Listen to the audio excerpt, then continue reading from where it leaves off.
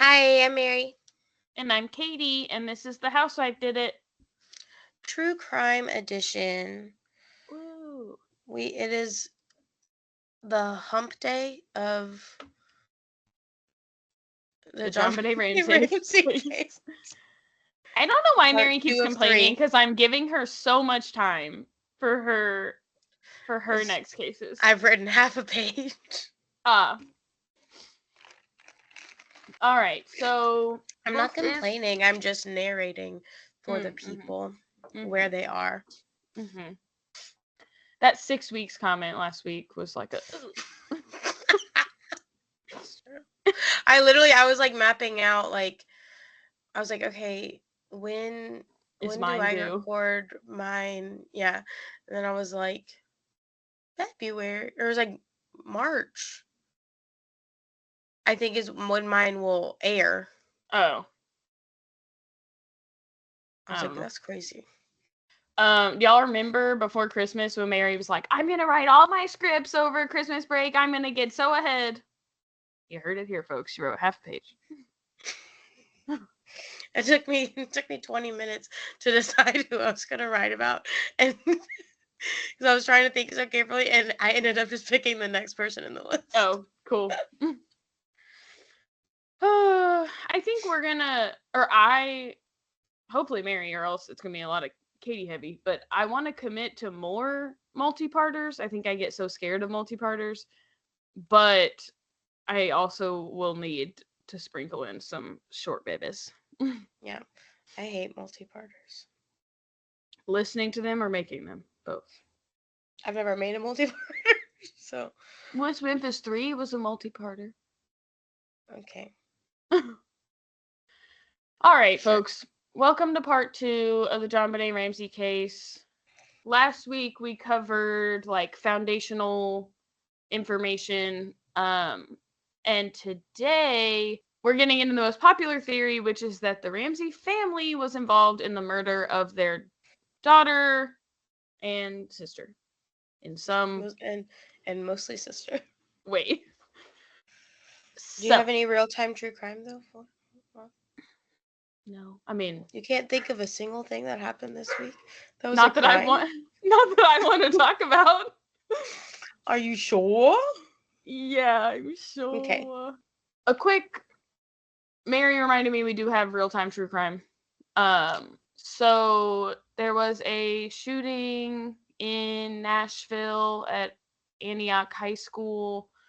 One 16-year-old girl was killed. I believe there were some injuries. What do we know what happened? Is the I shooter think, dead? yeah, so they said that 3 students were shot, one being self-inflicted. Um, but I think it was like he was going after this girl, Oh, and okay. she was killed. And I guess maybe the other student that was shot survived. Yes. Yeah. Um, but I I think his MO was to shoot this girl, and so Okay. once he did, he shot himself. So I have seen that he was, I don't know if it was like a manifesto or like where they got this information, but that he was inspired by uh hold on, let me pull it up before I start saying wackadoodle things and people yell at me. He had posted alt-right paraphernalia. He was the seventh. Paraphernalia. That's what this says. Posted paraphernalia. What the fuck is that? Mm-mm. It's not He funny. post It's not funny. No, but that's a weird headline.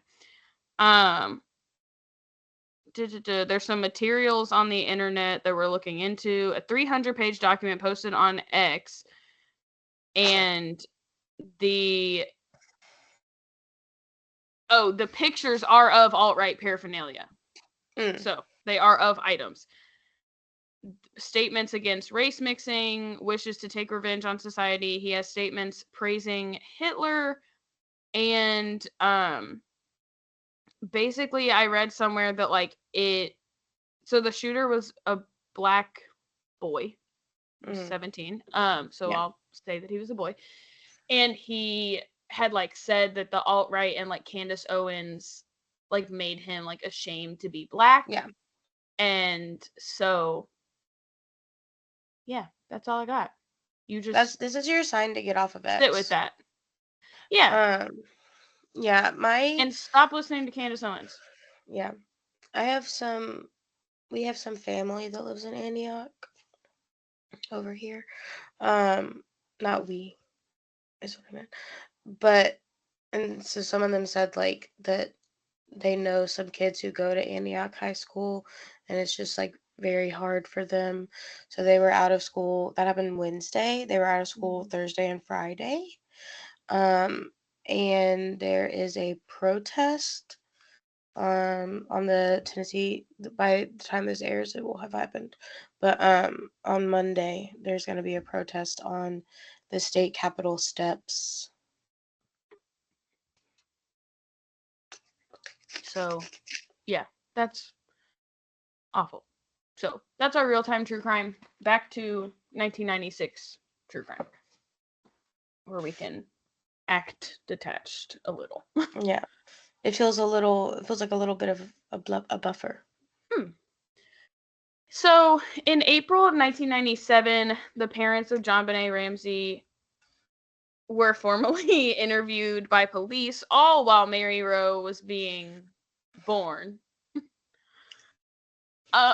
John was interviewed for 2 hours and Patsy for 6.5. Those are different. Mm-hmm. Both John and Patsy agree that when they went to the White family Christmas party, awful way to say that sentence. The White family Christmas party, JonBenet was wearing a white crew neck with a black vest and black pants.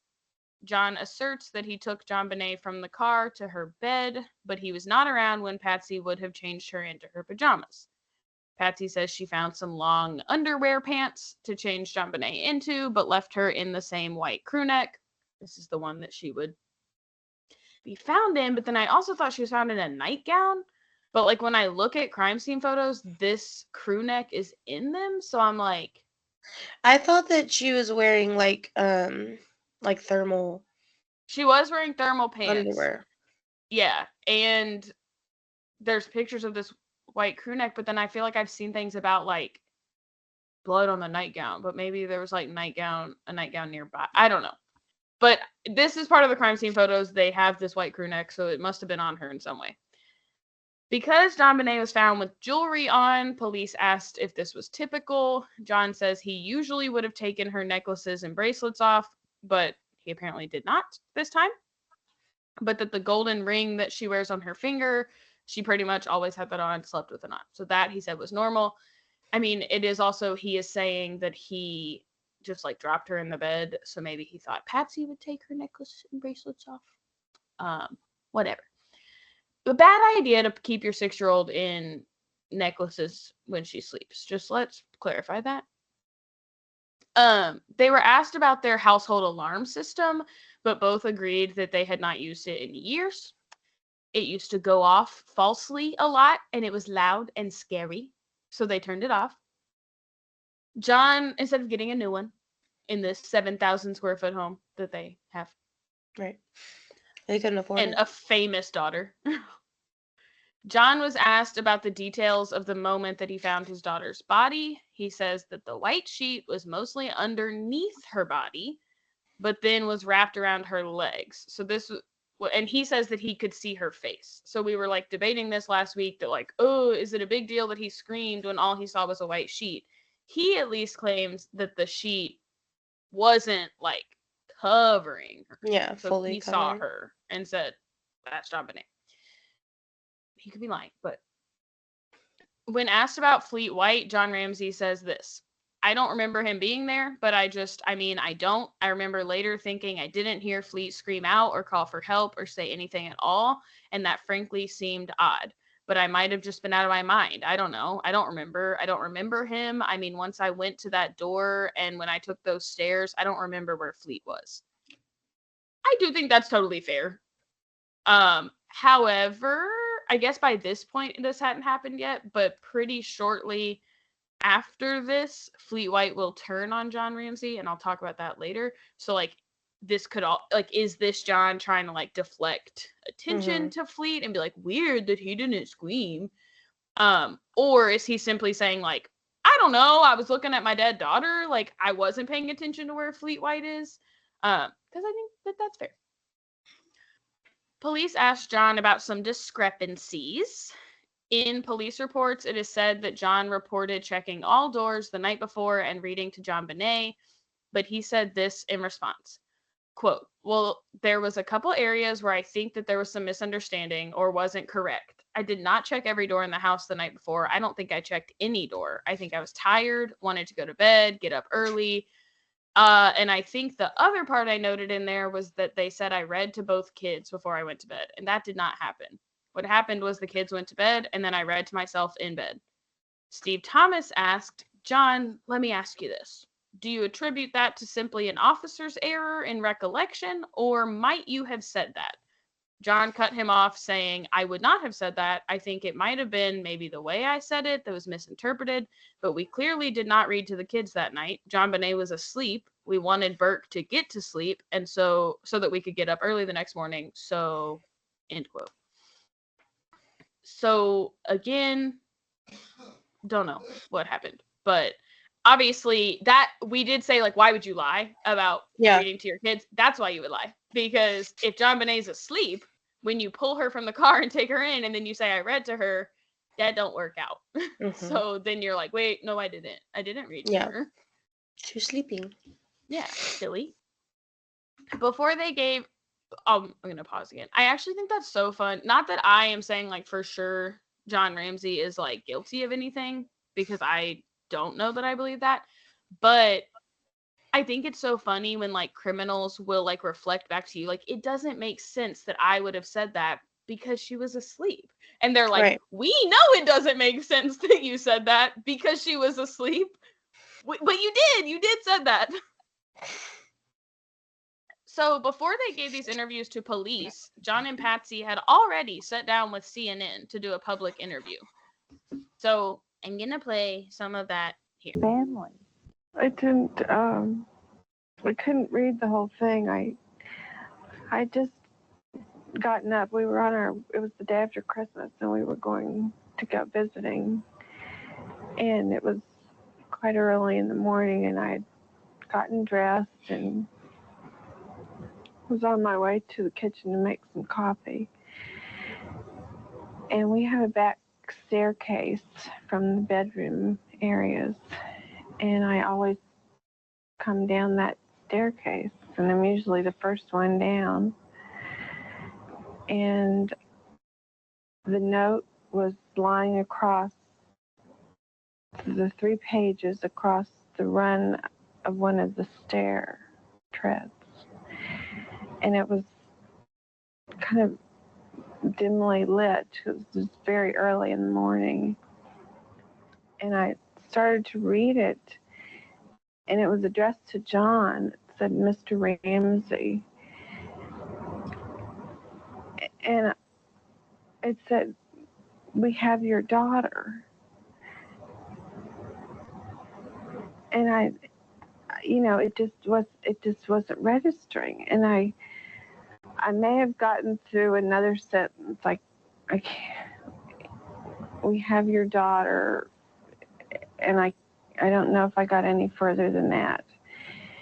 And I immediately ran back upstairs and pushed open her door, and she was not in her bed. And I screamed for John. The note asked for $118,000 and told the Ramseys to wait for a phone call. We'd waited until after the time that the call was supposed to have been made to us. And one of the detectives asked me and my friend who was there to go through every inch of the house, see if there's anything that was unusual or abnormal, looked out of place. Looking for clues, I think she was asking us to do that more to give us something to do, to occupy our mind. And so we started in the basement, and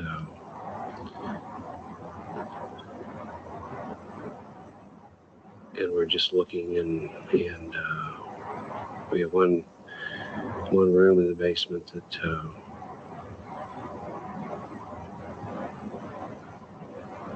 when I open the door, there are no windows in that room, and I turn the light on, and She was in there. yes, sir. I hope that she was still okay, but I could tell that she probably wasn't. I screamed. And All right. Could certainly Yeah. do without all the sound effects. What the hell? The smear campaign putting all the haunting music behind those poor Yeah. people. Any thoughts on like their obviously people just think that the way they behave is like suspicious. Mm-hmm. So like any feelings about like every time you see them talk, are you like that's shady?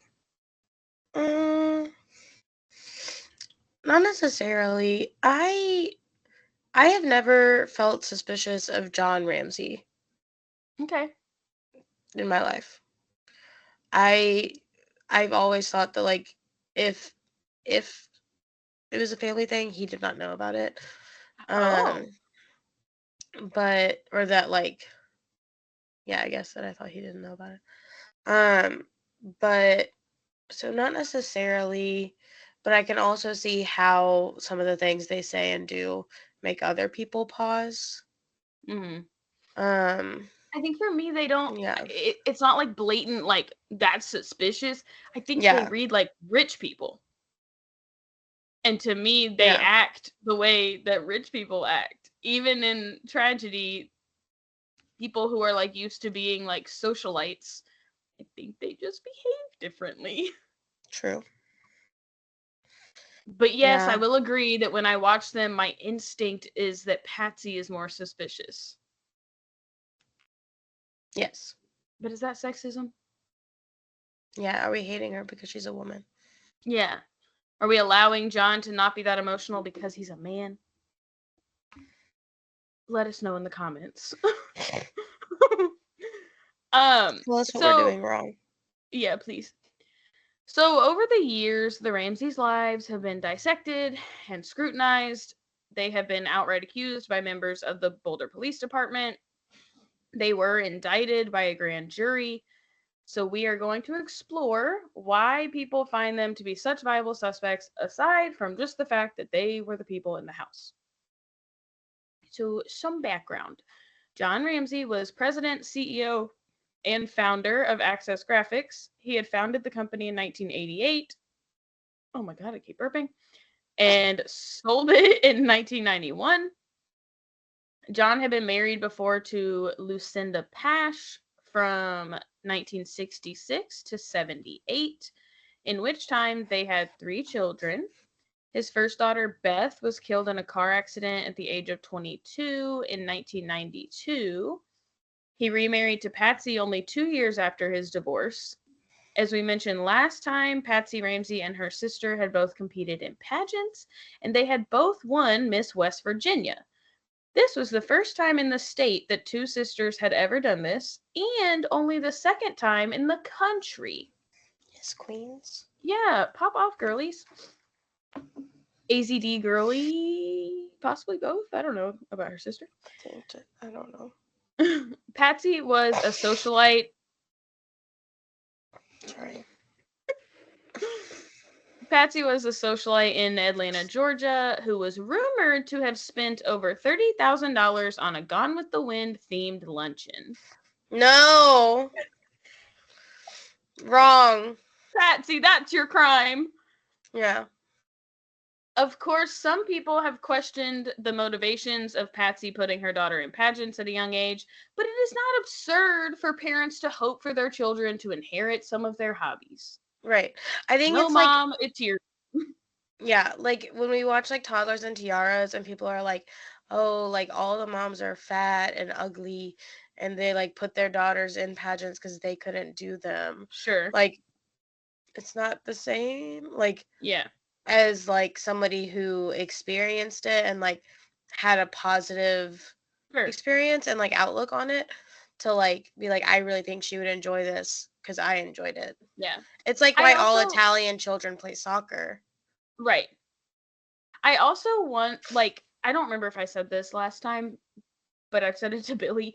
I also just like, I'm over the narrative that like she was sexualized or that young girls are sexualized because they're wearing bathing suits up there. Why are you looking at that and thinking anything sexual? Like, girls are allowed to be in dresses, bathing suits, and they're allowed to dance. She is not humping the ground. She is not gesticulating. When you go to the community pool, mm-hmm. Are you like, oh, little girls should not be wearing bathing suits? Yeah. Like, y'all weird. There have been allegations of molestation against JonBenet in her home. Basically, like, people have various thoughts on like who she may be experiencing sexual or even physical abuse from. Like, is it John? Is it Burke? Is it a combination? So in Steve Thomas's book, he claims that in the 2 years leading up to her death, JonBenet had visited the hospital 18 times. I have said before that Steve Thomas is not our most reliable source, which we will get into also in this episode. But just know that that's what he's claiming. Diane Sawyer later interviewed JonBenet's pediatrician, Dr. Beuf, who said that according to his records, she had visited his office, so not a hospital, 27 times over 3 years. So that sounds like a lot. He also states that there's no sign in her medical records that she was experiencing any ongoing sexual or physical abuse. He approximated that 20 of the 27 visits were for sinus infections or colds. But he does say that he had seen her a few times for UTI symptoms. He cited 5 instances in which he had conducted vaginal exams on JonBenet, which I don't know if this is a time period thing, but like, excuse me? Yeah. What? In September 1993, she was seen for vaginal redness and frequent diarrhea. Of course, he had to look because that's where the problem is. In April of 1994, she was seen for likely irritation from bubble bath. Also a reason to look. In October of 1994, JonBenet had a routine physical. We should probably not be doing vaginal exams for routine physicals for children. Can I just put that out here? But at the routine physical, they did discuss her recurring bedwetting. In March of 1995, she was seen for abdominal pain and a fever, which are signs of UTIs. And the last would have been in August of 1996, also for a routine physical. He explained that this was not at all abnormal because young children are not great at wiping themselves. He declines ever seeing injuries to her hymen and says that he would have immediately reported to authorities if he did. Yeah, I hope so. Yeah. Why'd you have to say that? Now, just because there isn't clear evidence from medical records that there was chronic abuse doesn't mean that there wasn't. Mm-hmm. But, like, I don't know that it's enough for me to say she was. So, like, do we believe that JonBenet was being abused at home?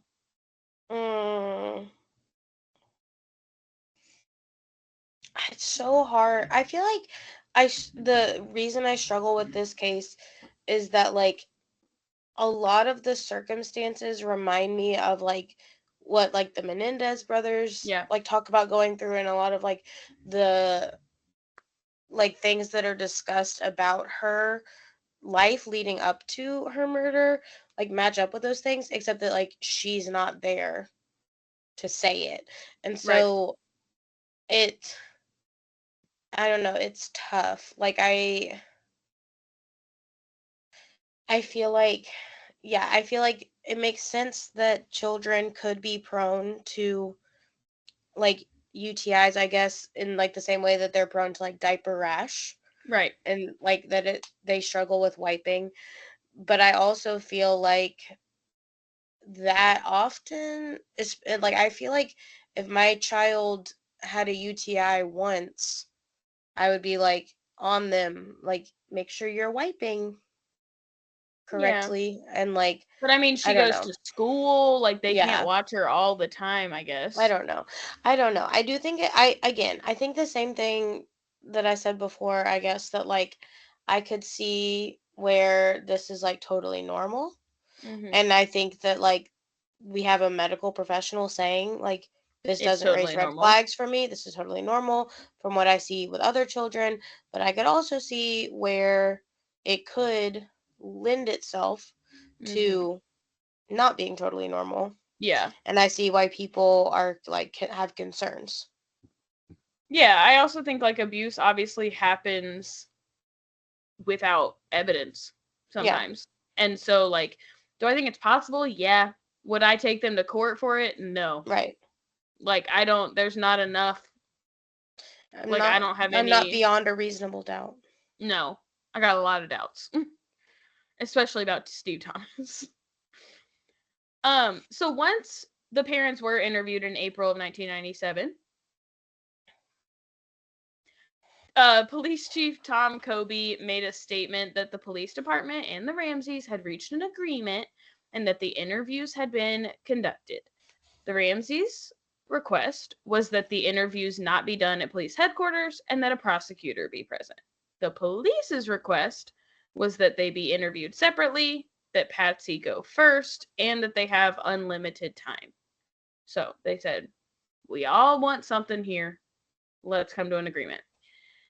Steve Thomas wrote in his book that the Ramsey attorneys requested all of the case information and the interview questions to be given to them ahead of time. I don't know if that is true about the request, but it does not seem that it happened. Although I guess if it did happen, the police would have every reason to lie and say that they didn't. But Yeah. I don't know. I read the transcripts, and the Ramseys would be very good actors. They seem pretty like shocked by the questions. So Steve Thomas also wrote about how connected John Ramsey was politically, even with members of law enforcement. I have not found any other information about his political connections in 1996, but in 2004 he ran for a state house seat in Michigan. How y'all got like I can't keep up with where they are physically. Yeah. Like I'm like Are Georgia, all over the Colorado, country. whoop. Yeah. The Ramsey family hired retired FBI profiler John Douglas. Douglas's involvement in this case cost him a lot of fans' respect. No. It seemed to many that the large paycheck coming from the Ramseys was his true motivation here versus his genuine belief in the parents' innocence. Some cite some of his earlier opinions from before he joined the case. He had written in Mindhunter that when a murder happens within a family, there are usually efforts to distract. I don't know, maybe something like a ransom letter. He has said that the frustrations around the holidays increase the chances of family murders. Now, Douglas himself points to one of his past beliefs to actually prove his perspective. He says that in murders committed by parents, there is usually great care taken with the body, but that was not true here.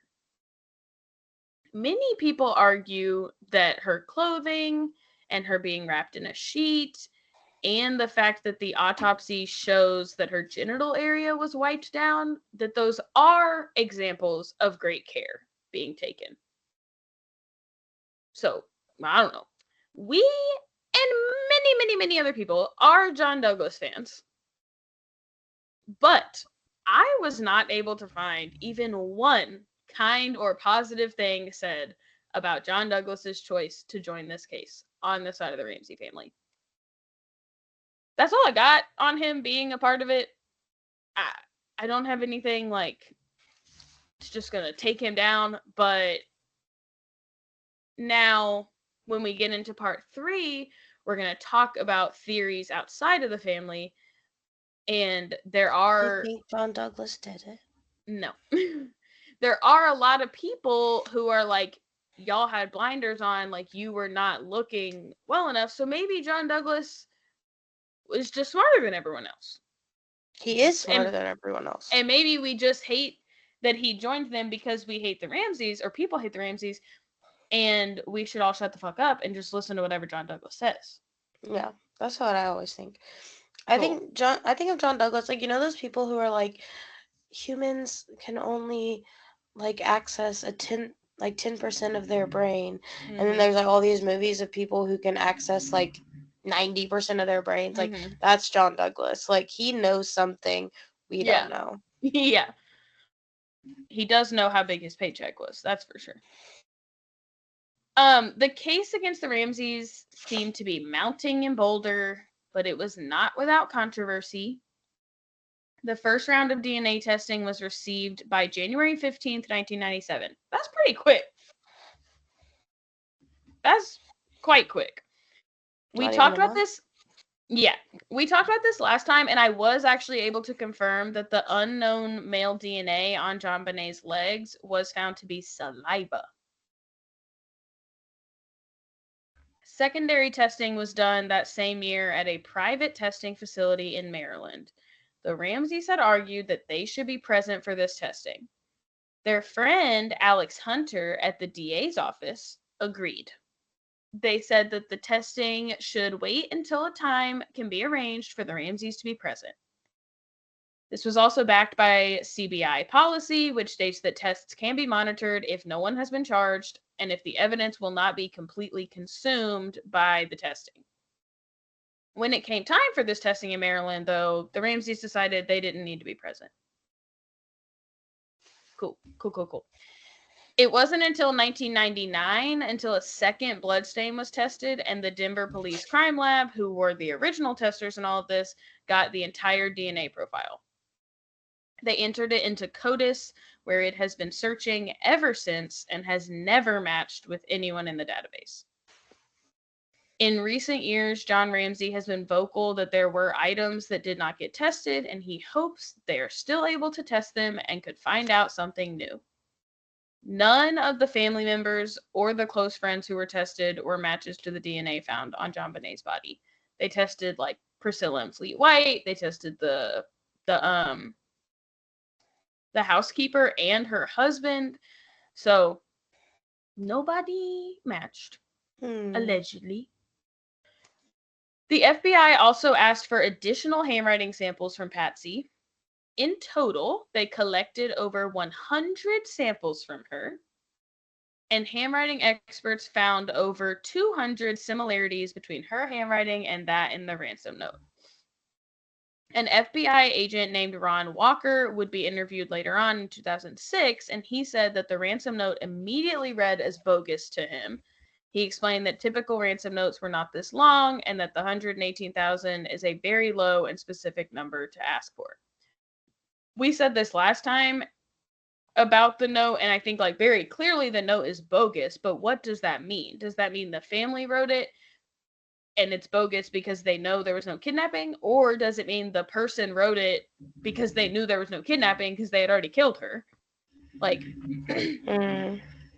so I would think that they would still like not consider it bogus if the kidnapper wrote it. I guess it's just like, to me, like you could still get like kind of rambly and just pick, like, if you actually want the money, then you don't care how low of a number it is. But I do think the other thing people argue is that if someone came into the house and they accidentally killed JonBenet Ramsey, and then they write this note in a freak out, why'd they write that much? Aren't you trying to like get out, like, exactly, quickly? It is clear that the police zeroed in on the family pretty early on, although not early enough to have secured the crime scene, but, you know.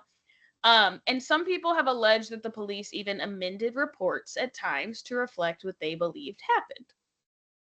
Steve Thomas says that there was a strategy by the Boulder Police Department, which was influenced by the FBI, to put pressure on the Ramsey family in the public eye.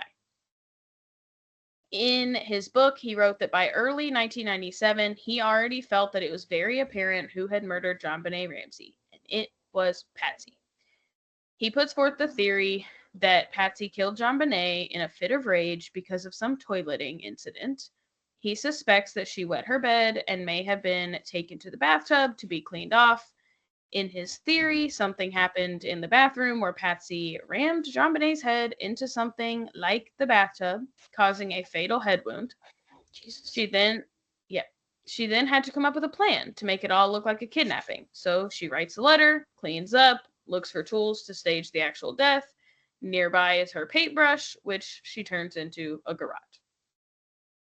We certainly entertained that this was in some way an accident that led to a cover-up with the garrote. I will note that a petechial hemorrhage tells us that JonBenet was alive during the time that someone was placing the garrote on her neck, but that doesn't necessarily mean that the person knew that. Mm-hmm. So I guess that doesn't like change that this is possible. I would like to think that like you would make damn sure that your daughter is dead before you proceed to strangle her. Yeah. But, you know. So one can dream. Yeah. Also in Steve Thomas's book, though, he makes it sound like he was alone in his theories that the parents were the culprits.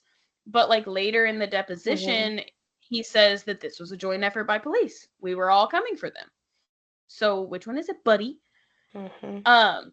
I distinctly remember in the book him mentioning in some way that Detective Linda Arndt was on the side of the family. But what's weird is that his book was published in 2001, and in 1999, Linda Arndt had already done a public interview naming her primary suspect. Linda Arndt gave an interview to ABC News, and she was very clear that she felt she was face to face with a murderer when she spoke to John Ramsey.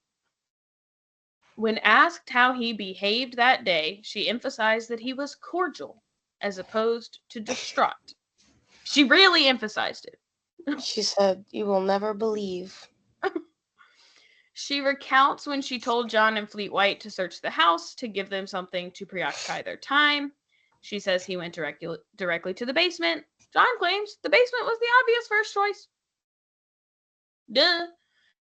She went into detail about the fear that she felt anytime she was in John Ramsey's presence, like she was going to die. I was going to be killed at any moment. Crazy. Yeah. It has come out since the initial investigation that reporters were also a part of sharing inaccurate information about the family. This is not surprising. If the FBI and police are possibly sharing inaccurate information, then of course the reporters are. The family did end up suing Steve Thomas for libel and defamation after he published his book about them, outlining his entire theory while there was still an active case going on. They won that case, and Steve Thomas paid them an undisclosed amount in a settlement. People also turn... That's why Steve Thomas is not a great source, because he got sued. People also turn to some of the evidence from the day of and following JonBenet's murder to cast doubt on the parents. Police got a report from a neighbor of the Ramseys who said that they heard a scream the evening of December 26th. If a neighbor heard her screaming, how did the parents not hear her in the house? Now, it is a large house, but it's still closer than the neighbor. But the neighbor later said that it may not have been an audible scream. She may have been hearing the negative energy coming from JonBenet.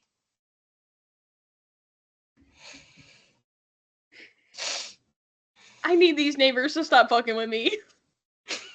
Like, I feel like I'm back to Summer Wells, and I'm like, get in your house. Have you watched The Traitors yet? We watched, like, I don't know if it dropped in a batch again. We watched the first episode that's out. Episode 5. Yeah. When Chriselle was like, I can read energies. Yeah. I can read energies. Like, that's Wrongo. Yeah. But it's like, it's also giving Brynn saying maybe she didn't clock it. She's like, I heard the scream maybe it wasn't though. Yeah. Maybe it was just come to think of it. Maybe It's it was like just her aura. it's like when a twin knows their other twin is dead. Mm-hmm. Except I this just woman knew. is just a neighbor. Right. But that's the bond they had. She has a soul tie to JonBenet. Yeah. We should look into this woman. A lot of people have also lifted the background noise of the 911 call. And they claim to be able to hear more people in the background of Patsy's call after Patsy thought she had hung up the phone. It is said that you can hear John and Burke Ramsey in the background, although Burke is supposed to be asleep. First, John allegedly says, "No one is talking to you." Then Burke says, "What did I do?" multiple times. And John and or Patsy also say, "What did you do?" People think that it ends with Burke saying, "Am I going to be arrested?" And I'm going to play you, maybe a couple times, an 8-second audio clip with this background noise lifted. And I'm going to see what you hear. I can tell you now it's nothing. Yeah.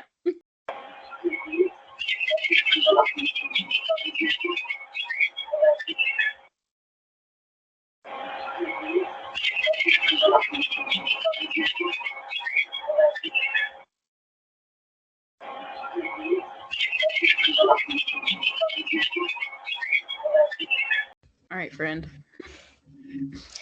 I heard the amount of syllables that they're saying. Like that's what I heard.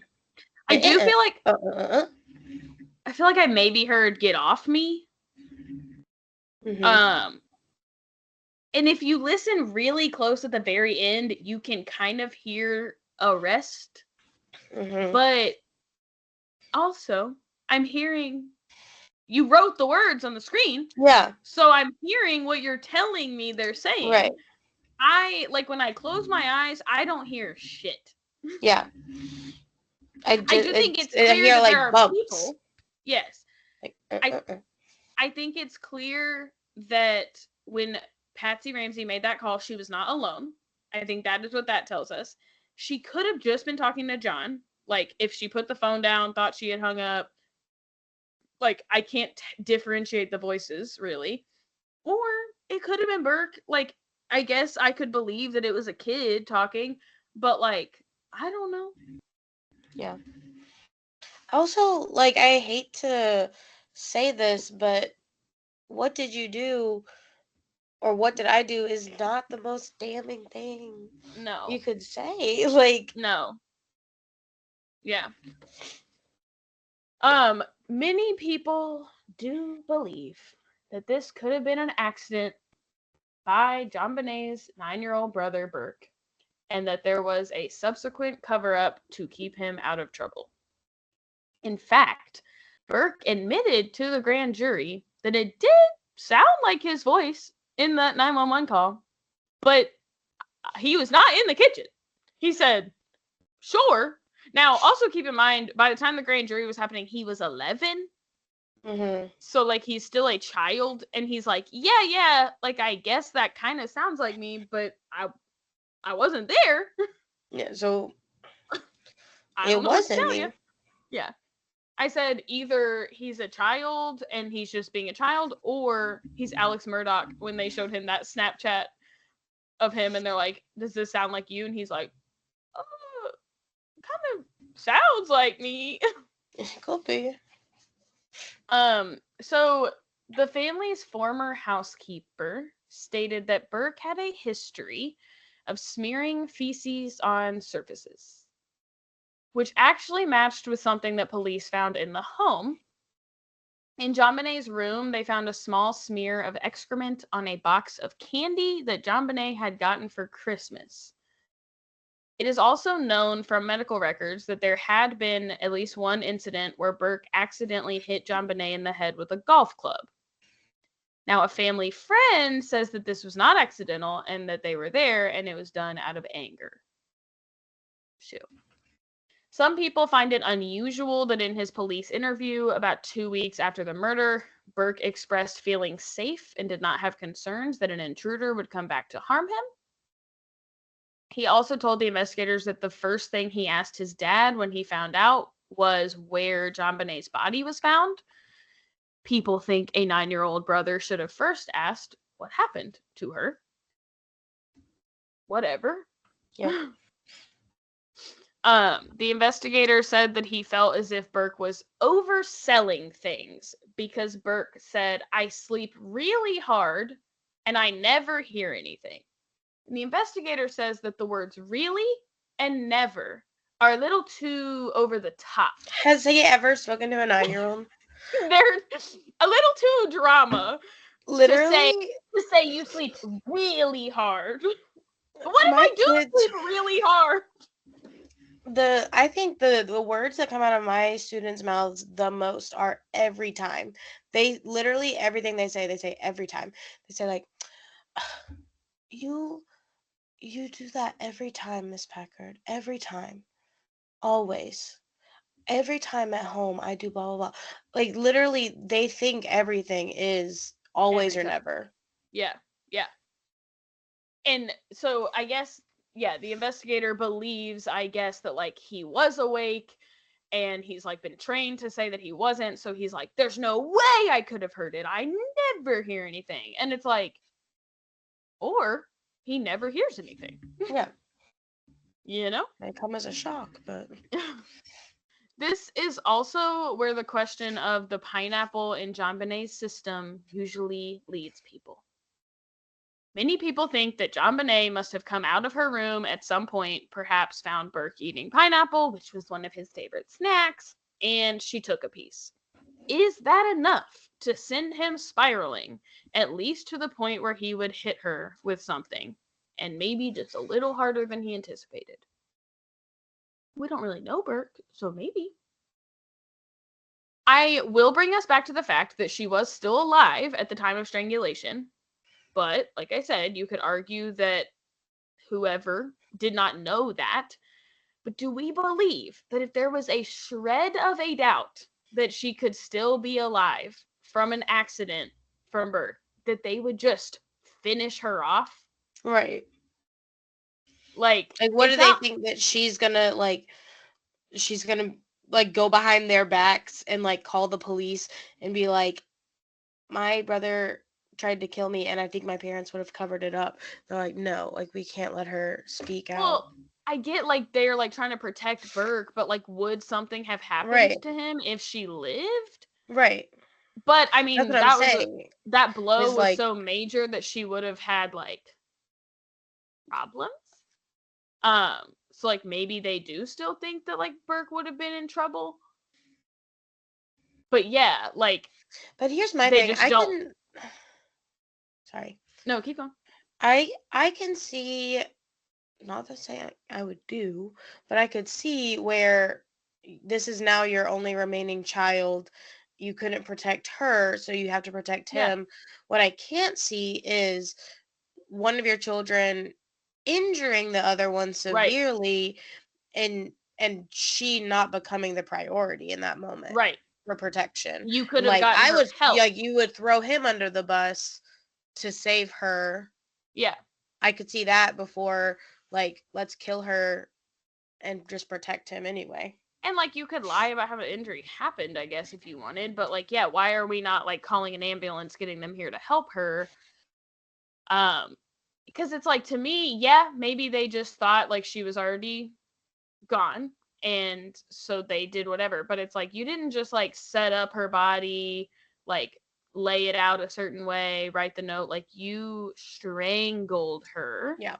And it did eventually cause her death, which I feel like you would have to like kind of feel in a way that you're having to do this to like a certain point.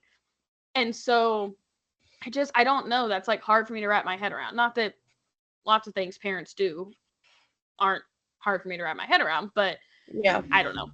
So I'm also going to play you a quick snippet of Burke's interview with investigators where they show him that bowl of pineapple. dining room table. You describe that to me. Oh,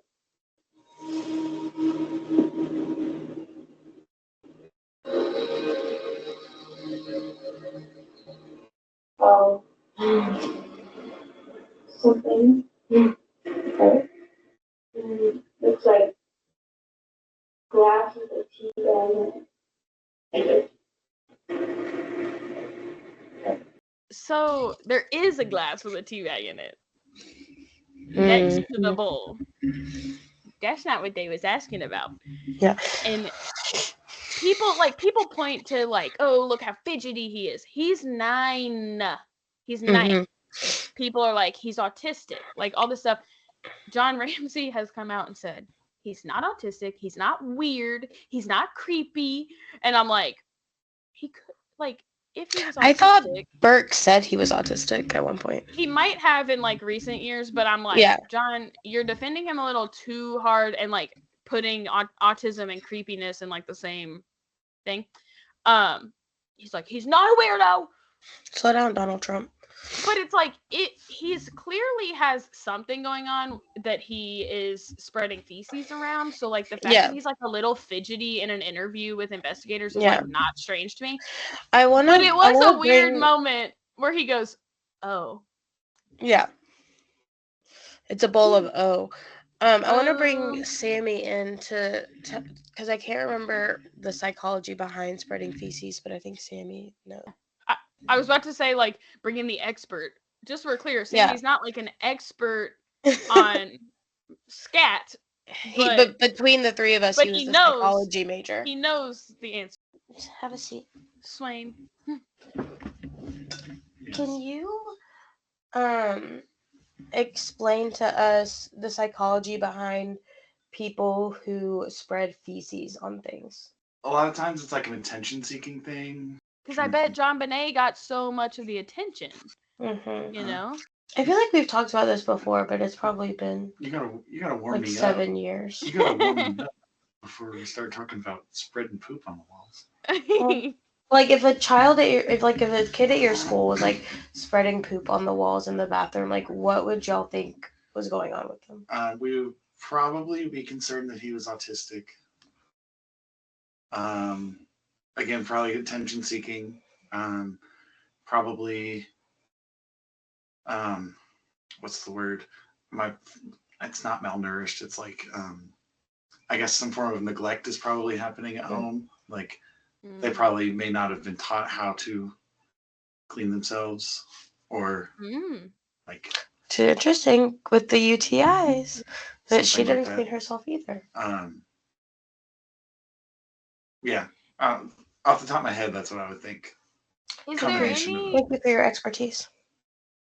I don't know. As a fellow know. autist myself, I never wipe poop on the walls. I flap my hands. I didn't wipe poop on the walls. Is there any like obvious connection between like feces spreading and anger? Because that seems to be Burke's too. Like he has anger issues, and he spreads his feces. It could be a lashing out too. Yeah. Okay. I mean, it's not like definitive. Put it on JonBenet's Kanzi. Like smear poop on the walls, you are mad. But like it can. What about like he spread feces on things that belong to JonBenet, like on a box of candy that she had gotten for Christmas. Oh yeah, that could be an anger. Okay. Yeah. Or like again, going to the attention seeking. Like maybe he wanted candy, didn't get it. Sure. He hated JonBenet is what I'm hearing. Yeah. So instead of doing the normal thing of eating it, he like caused a scene and like shit over it. Yeah. Okay. Yeah. I mean, I'm not a licensed psychologist, so you're the closest we have. Yeah. That clear, but I'm not licensed. We're limited here. If I had to guess, somewhere around there. Yeah. I had a little girl in my class one year that spread poop on the bathroom walls. Actually, no, she didn't. She would. Why would you say that? Actually, I'm a liar. She would put poop in a paper towel and throw it across the bathroom. So I said that because it was very similar. Poop rocket. I was gonna say kitchen. I just make it up. She would get the poop into the toilet paper somehow and like throw it across the bathroom. And it started when she was in 2nd grade, and she wasn't my student, but you can go now, by the way. Oh, Thank you. Thank you, Sammy.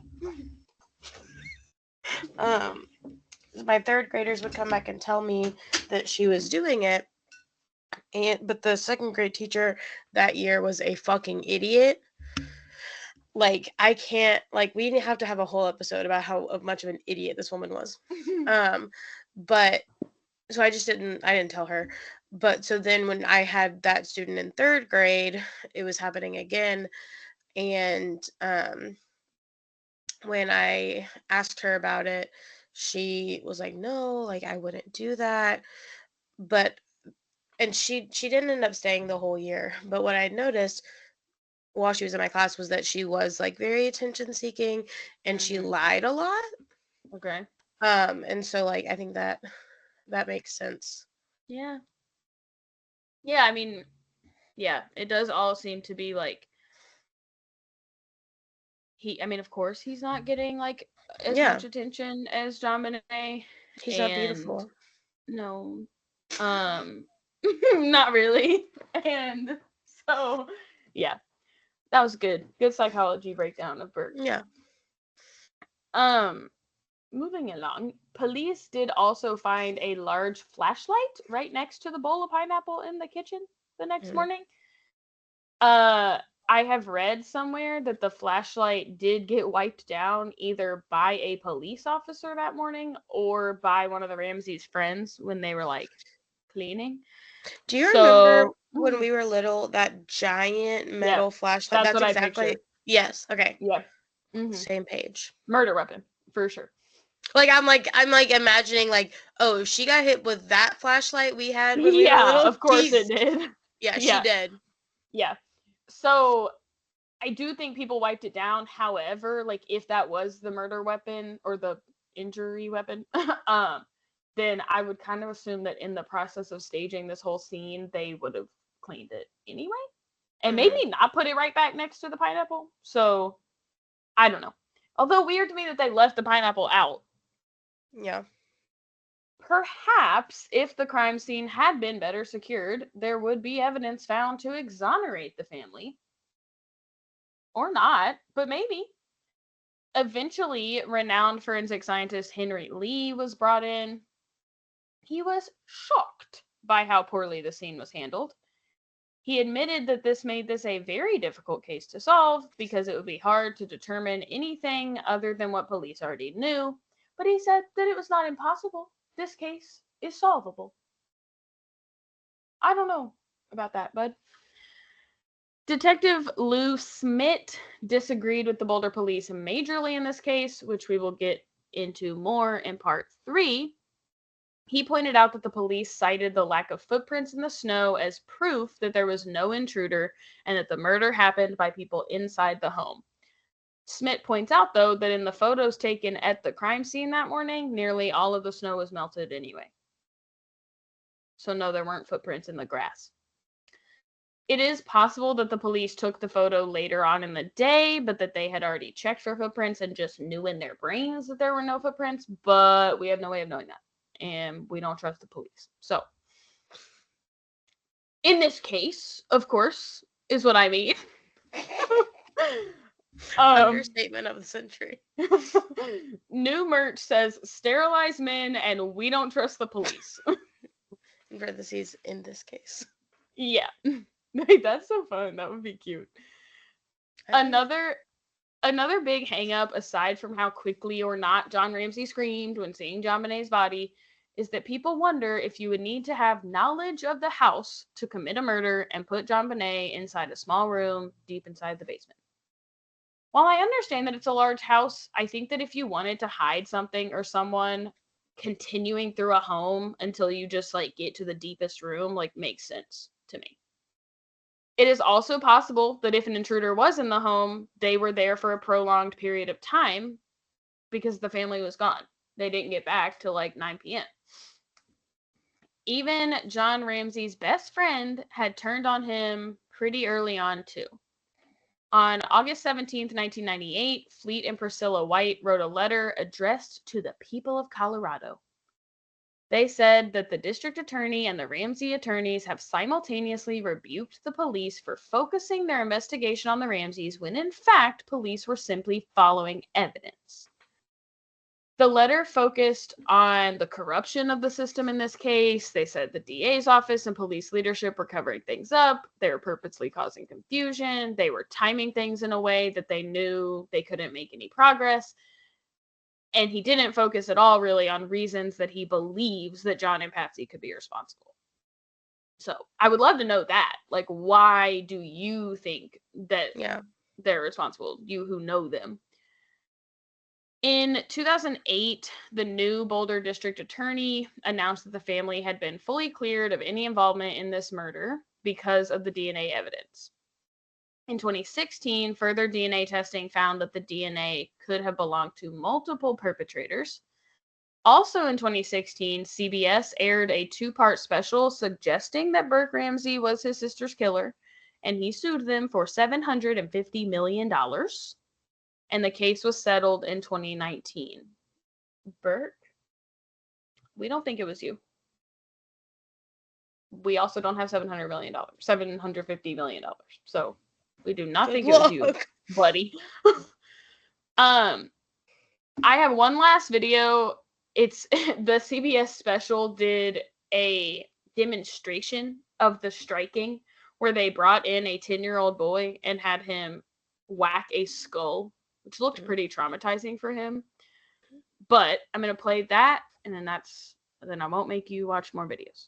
Because there's so much controversy about whether or not a child is actually capable of creating the defect in the skull, we thought it would be good if we actually brought in a child who was about 10 years old to actually do the demonstration with him. Sure. We're going to ask you to strike the skull. Where do you think, Dr. Spitz? Round about here? Okay, I'm good, yeah. So round about there. Okay. Are you ready? Yep. Okay. We'll just take it off here.